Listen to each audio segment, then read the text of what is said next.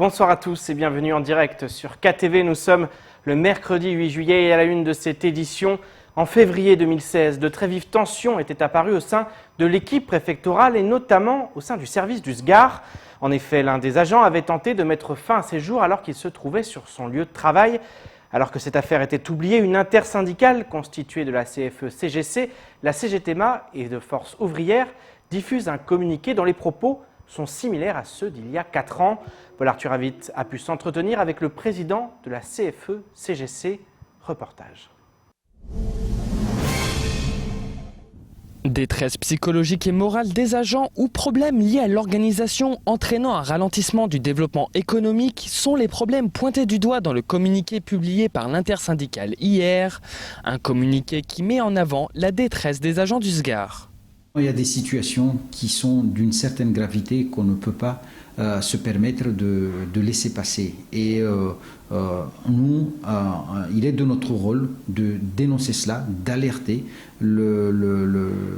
l'employeur sur ces situations-là. Parce que lorsque certains agents subissent des discriminations, lorsque certains agents subissent des harcèlements moraux au sein donc, de leur milieu de travail, c'est inacceptable et on se doit de réagir et faire en sorte à ce que cela cesse le plus rapidement possible. Outre les problèmes humains au sein du secrétariat général aux affaires économiques et régionales, l'intersyndicale pointe aussi du doigt les dysfonctionnements dans l'organisation du SGAR qui paralysent le développement économique de l'île. À partir du moment où nous avons une organisation qui est complètement à côté de la plaque, j'utilise les termes ainsi, les services que ce SGAR est amené donc à offrir ne sera jamais de qualité. Et les conséquences, on les voit.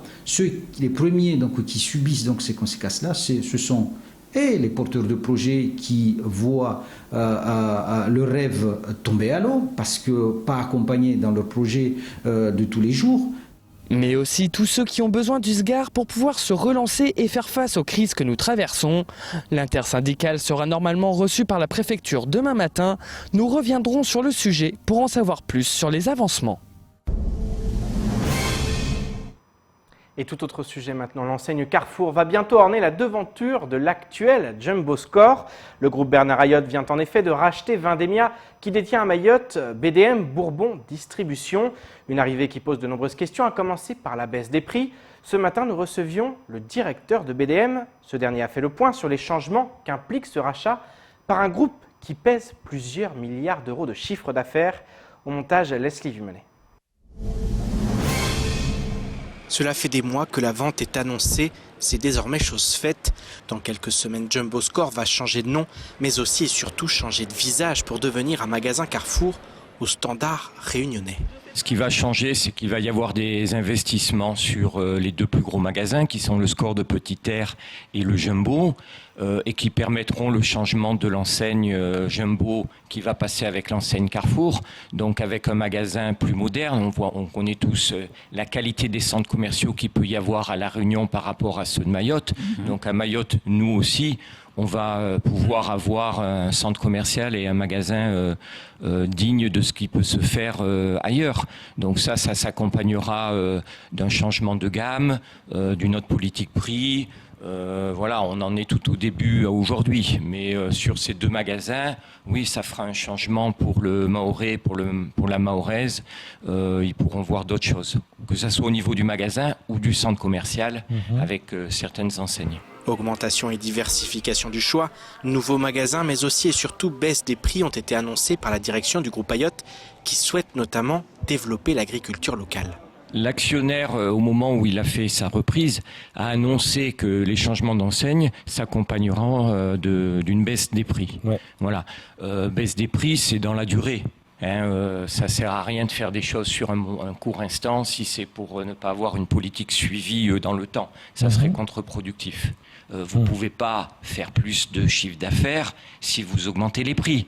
Si vous voulez faire plus de chiffre d'affaires, il faut faire des magasins plus jolis, mieux tenus, avec plus de choix, avec de l'accueil et moins cher. Le groupe Bernard Ayotte, dans les différentes îles où il s'est implanté, a toujours soutenu la production locale, l'a favorisée, voire a investi pour la développer.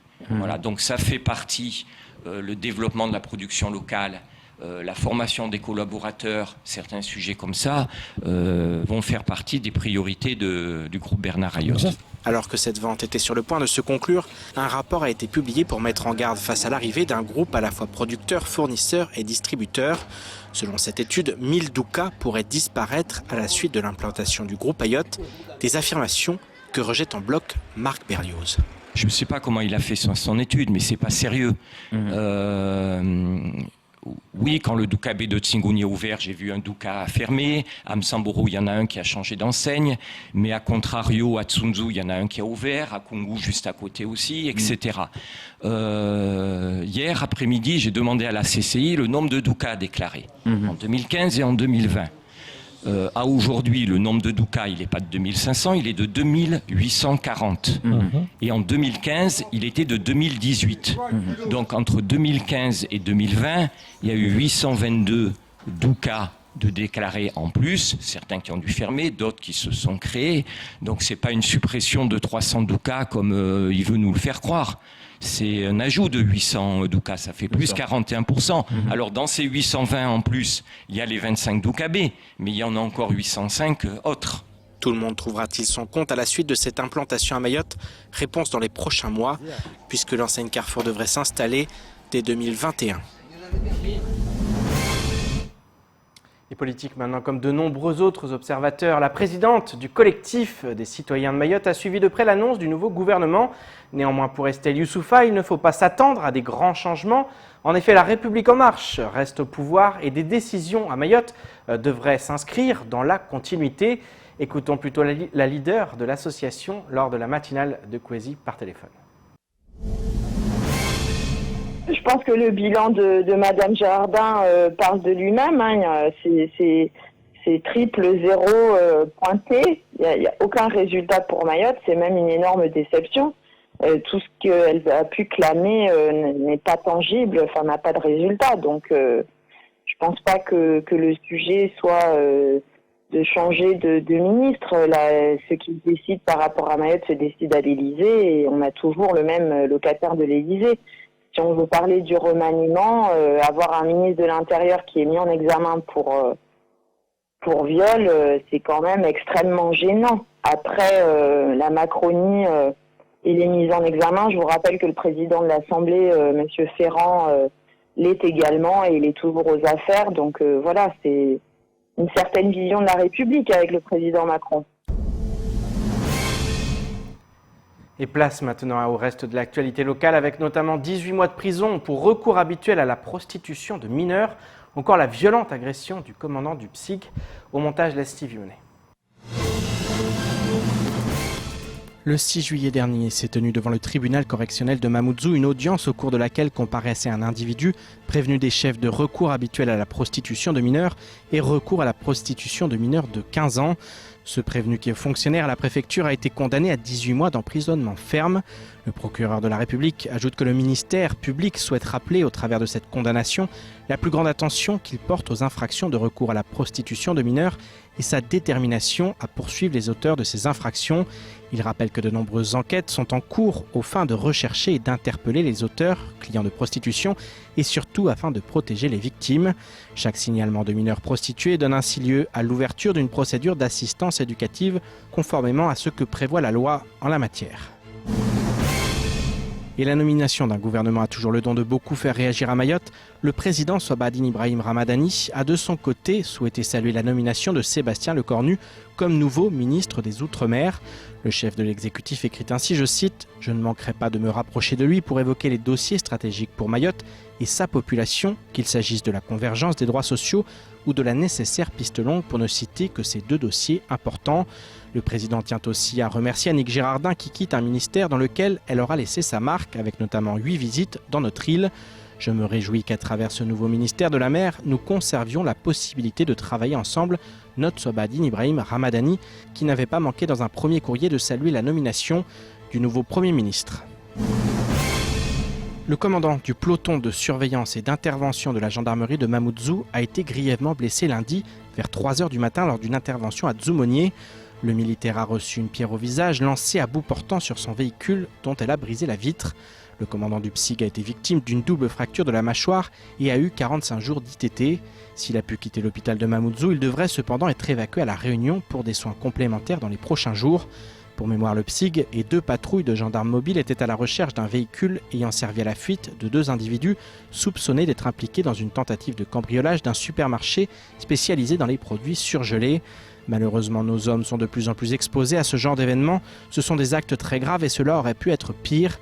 Il y a 1 an et demi, mon adjoint avait lui aussi été victime de jets de pierre qui l'ont laissé défigurer. S'est indigné le général Philippe Leclerc dans les colonnes de la presse nationale. Santé avant de clore cette édition. Alors que le virus, le Covid-19, circule toujours à Mayotte comme en métropole, les Français semblent oublier de plus en plus les gestes barrières. Cette semaine, 127 foyers actifs ont été enregistrés dans le pays. Les services Covid recommencent à accueillir des patients et certains médecins ne cachent pas leur inquiétude. Face à la situation, le directeur général de la santé lance un appel à la prudence. En effet, la responsabilité de chacun est désormais plus qu'indispensable. Regardons plutôt ce sujet diffusé par nos confrères de TF1. Des plages dont la fréquentation ne va cesser d'augmenter. Des gestes barrières qui semblent comme oubliés une fois attablés à la terrasse d'un café. Et des Français masqués par intermittence. Ce matin, le directeur général de la santé lance un appel à la prudence. Il faut se préparer à une deuxième vague épidémique. Ce sont nos comportements qui conditionnent le risque. On compte cette semaine encore 127 foyers actifs. Après s'être vidés, les services Covid recommencent à accueillir des patients et certains médecins ne cachent pas leur inquiétude. On a, je vois autour de moi, complètement abandonné les gestes barrières. Il n'y a pas de masque. Il n'y a même pas de masque dans les endroits où il y a plein de monde. Il y a évidemment des fêtes, ce que je peux en partie comprendre, mais qui m'inquiètent.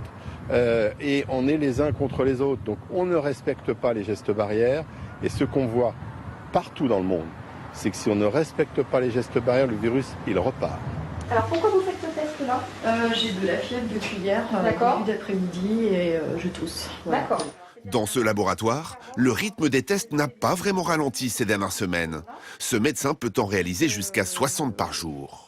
On dépiste beaucoup plus de monde, tout simplement aussi là parce qu'on a les départs en vacances. Donc du coup on est amené effectivement à dépister tous les enfants ou tous les parents qui vont voir leurs grands-parents avant de partir. 300 000 tests PCR sont effectués chaque semaine en France. La bonne nouvelle, c'est que le taux de positivité est inférieur à 1%, 0,94% précisément. Mais la probabilité d'une deuxième vague ne quitte pas l'esprit du nouveau Premier ministre. J'ai bien, dans le sens de la mission qui m'a été confiée, la volonté de préparer la France à une éventuelle deuxième vague, mais surtout en préservant, dans cette hypothèse, le plus possible, la vie économique, la vie sociale. La vigilance reste de mise, la responsabilisation de chacun plus que jamais indispensable. C'est ainsi que s'achève cette édition. Merci de rester fidèles sur Kwezi. Rendez-vous demain dès 19 h pour tout connaître de l'actualité locale. Excellente soirée sur KTV.